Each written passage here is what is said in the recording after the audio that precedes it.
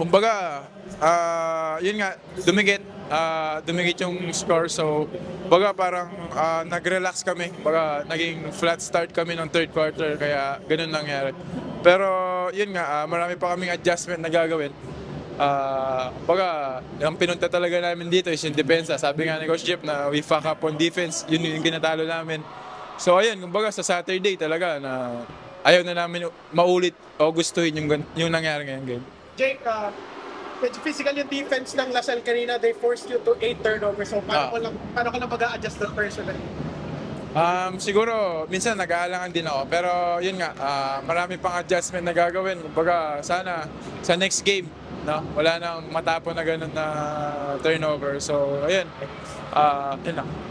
Sabi ni Coach kanina, kailangan mas maging kalmado kayo sa Sabado, pero alam naman natin na do or die kayo na sa Sabado.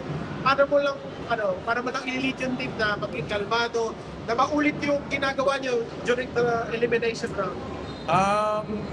Ano lang, kailangan pa namin tagusin yung yung pressure syempre sa crowd and sa kung ano meron kami ngayon.